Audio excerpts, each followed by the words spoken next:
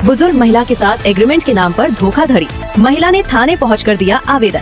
उज्जैन जिले में अभी अवैध रूप से जमीन खरीद फरोश का मामला थमा भी नहीं कि उज्जैन जिले की खाचरोद तहसील के खेड़ावदा गांव का जमीन से जुड़ा मामला सामने आया है, जिसमें गांव में रहने वाली बुजुर्ग महिला रामी बारी से एग्रीमेंट के नाम से धोखाधड़ी कर जमीन की रजिस्ट्री करवाने का मामला सामने आया है।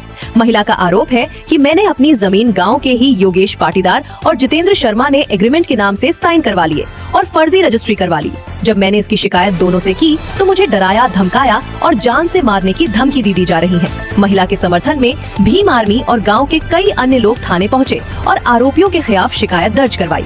भीम आर्मी के लोगों का कहना था कि महिला निराश होकर अपनी जीवन लीला समाप्त करने की बात कर रही थी, जिसके बाद हमने महिला को समझाया और महिला को साथ लेकर हम खाचरोद थाने पहुंचे हैं और जिन लोगों ने महिला के साथ धोखाधड़ी कर उसकी जमीन हथियाई है उनके खिलाफ कार्रवाई होनी चाहिए। अगर कार्यवाही नहीं होती तो हम उज्जैन कलेक्टर ऑफिस पहुंचकर कार्यवाही की मांग करेंगे और हो सका तो कलेक्टर ऑफिस का घेराव तक करेंगे। इस विषय पर खाचरोद थाना प्रभारी धन सिंह नलवाया का कहना है कि इस विषय पर जांच जारी है। पुलिस हर एंगल से जांच करेगी और मैं खुद इस विषय पर जांच कर रहा हूं। उज्जैन से ब्यूरो हेड शंभू राठौर की रिपोर्ट।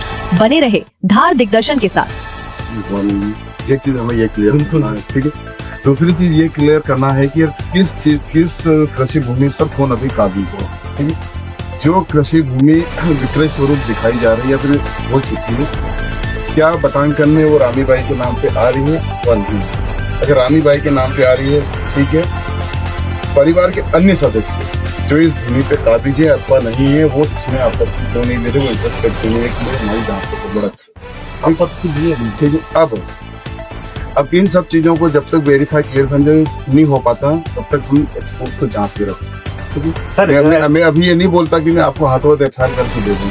जब तक कोई ऐसे पुख्ता दस्तावेज पुख्ता चीज मेरे समक्ष नहीं आ जाती, हम जिसको कोर्ट में पुटअप करने के बाद हम ये साबित कर सकेंगे इस महिला के साथ हुई है।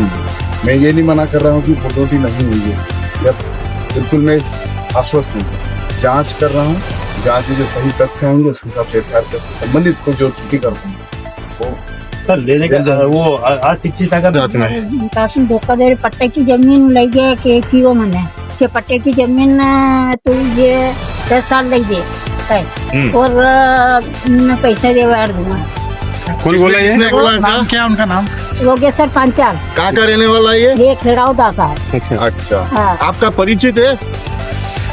आप जानते पहचानते उसको? हाँ। जानते पहचानते हैं? एक और कौन है? एक और दो है ना उसमें? जिसके नाम से आपको कैसे पता चला कि रजिस्ट्री हो गई?